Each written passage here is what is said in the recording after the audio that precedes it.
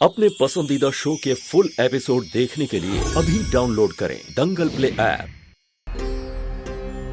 धर्मध्वजा लहराने वाले, मार्ग सत्य का दिखाने वाले, अधर्म अत्याचार पे सदा सच का तीर चलाने वाले, मर्यादा पुरुषोत्तम अवध के स्वामी प्रभु श्री राम।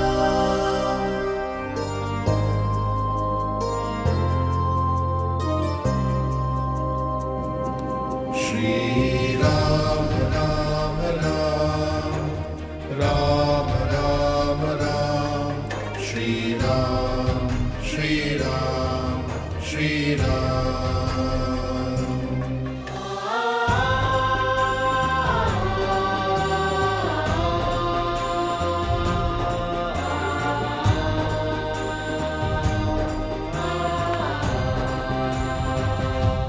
श्री राम राम राम राम राम राम, श्री राम श्री राम श्री राम राम राम, श्री राम श्री राम।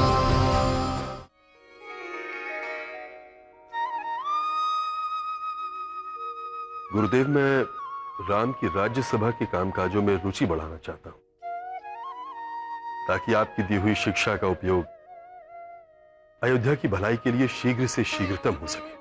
आपने बहुत अच्छा सोचा है अयोध्या नरेश। प्रणाम महाराज। प्रणाम गुरुदेव। कल्याण हो। महाराज, ब्रह्म ऋषि विश्वामित्र राजभवन की ओर पधार रहे हैं। ब्रह्मर्षि विश्वामित्र?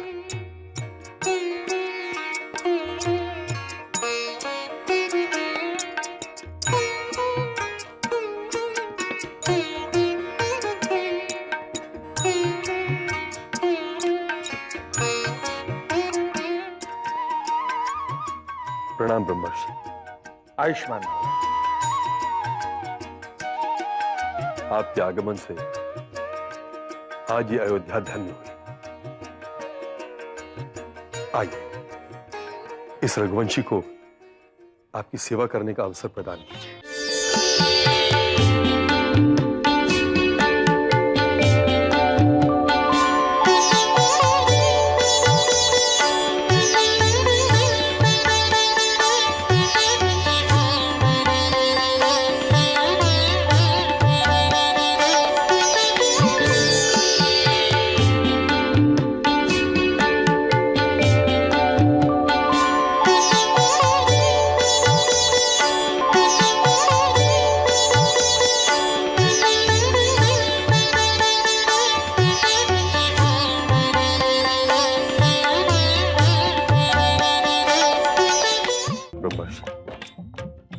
अयोध्या के राजभवन में आपकी उपस्थिति से आज हम अनुग्रहित हुए।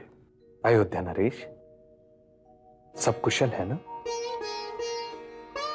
राजन, जिन शत्रुओं पर विजय प्राप्त की है वो फिर से सिर तो नहीं उठा रहे हैं? और महर्षि वशिष्ठ का वरद हस्त तुम्हारे सिर पर होने का अर्थ है तुम्हारे सारे धार्मिक कार्य ठीक ढंग से चल रहे हैं। तुम्हारी प्रजा खुश है, सुखी है। इसका अर्थ है तुम प्रजापालक राजा हो।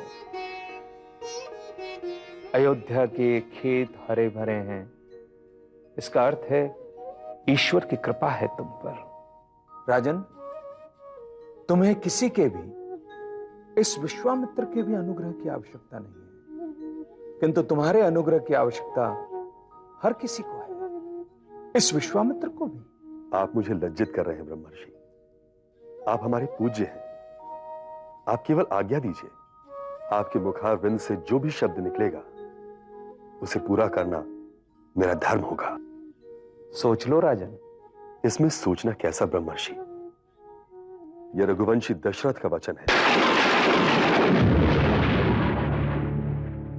और रघुवंशी अपने वचन को अपने प्राणों से भी अधिक महत्व देते हैं। इसीलिए तो मैं तुम्हारे पास आया हूं राजन।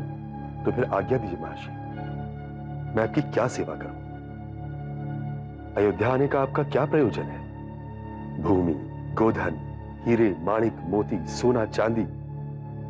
महर्षि, यदि आपको अयोध्या का संपूर्ण राज्य चाहिए तो मैं सहर्ष वो भी आपके चरणों में समर्पित करने के लिए तैयार हूं। नहीं राजन, मुझे अयोध्या का राज्य नहीं चाहिए। मुझे अयोध्या का राजपुत्र राम चाहिए।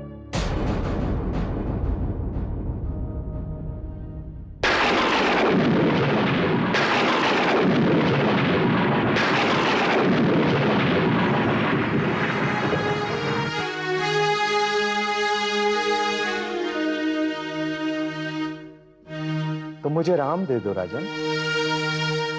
राम? मारीच और सुबाहु नाम के दो राक्षस हैं जो दशानन रावण के गुप्तचर हैं। वो मेरा यज्ञ पूरा नहीं होने दे रहे हैं, बार बार मेरे यज्ञ को ध्वस्त कर रहे हैं। मैंने यज्ञ दीक्षा ली है, इसलिए मैं उन दोनों अधर्मी राक्षसों को श्राप नहीं दे सकता, उनका विनाश भी नहीं कर सकता। इसलिए उन दोनों पापियों का विनाश करने के लिए मुझे राम दे दो राजन। राम को दे दूं, परंतु ब्रह्मर्षि, राम तो अभी छोटा है। हर माता पिता को अपने बच्चे बड़े होने के बाद भी छोटे ही लगते हैं। परंतु ब्रह्मर्षि, आप ही सोचिए,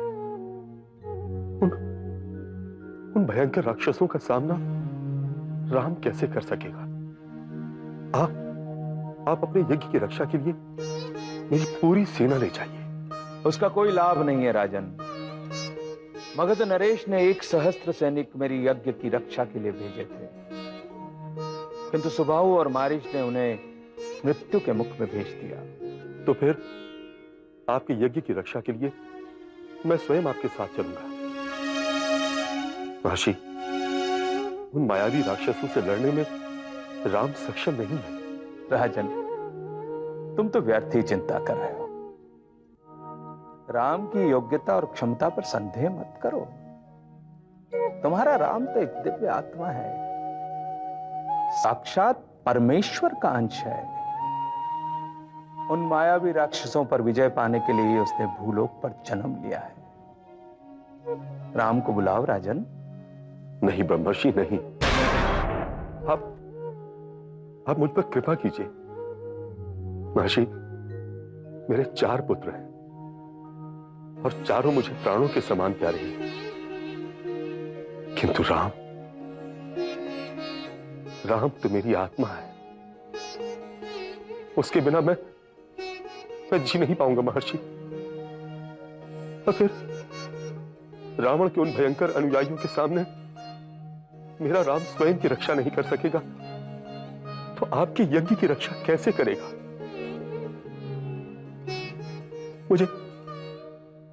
मुझे क्षमा कीजिए महर्षि, मैं आपको राम नहीं दूंगा।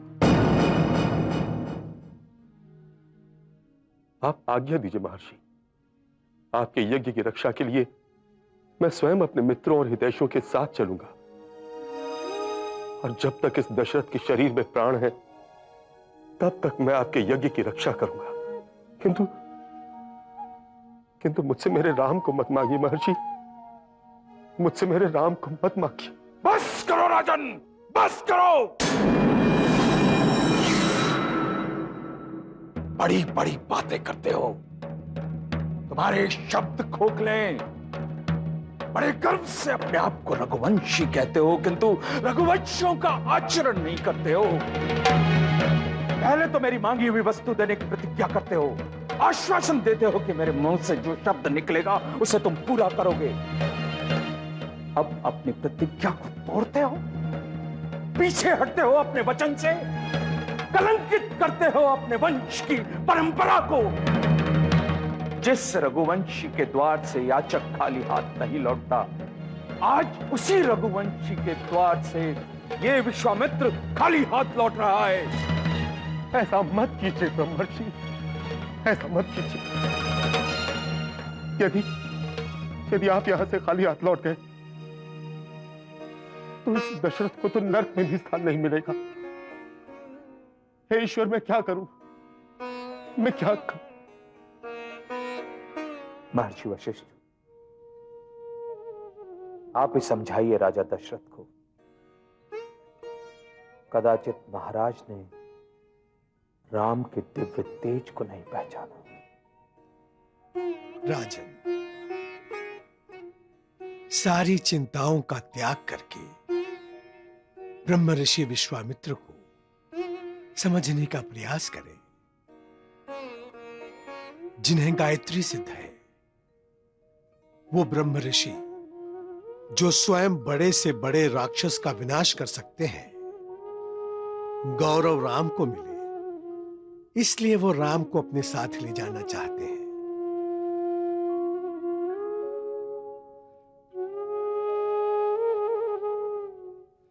राजन, महर्षि विश्वामित्र स्वयं एक महान वैज्ञानिक हैं।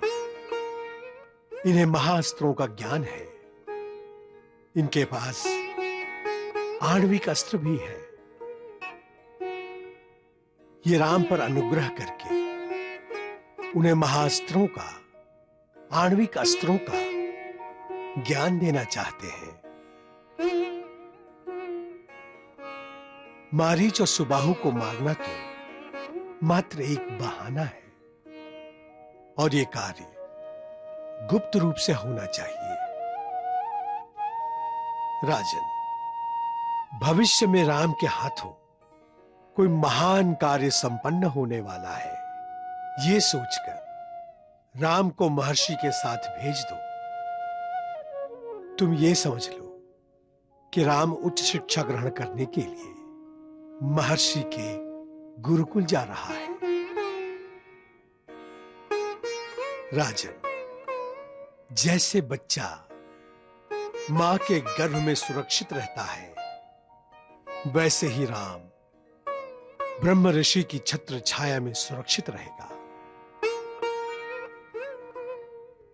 सोचो मत राजन, अपना वचन पूरा करो और राम को महर्षि को सौंप दो। इसी में तुम्हारी और संपूर्ण विश्व की भलाई है।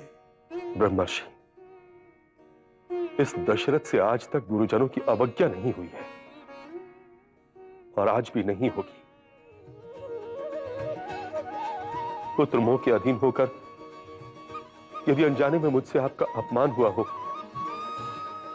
तो उसके लिए मुझे क्षमा कर दीजिए। मैं राम आपको सौंप रहा हूं। सुमन, आज्ञा महाराज। जाओ, राम को लेकर आओ। जो आज्ञा महाराज। श्री राम राम राम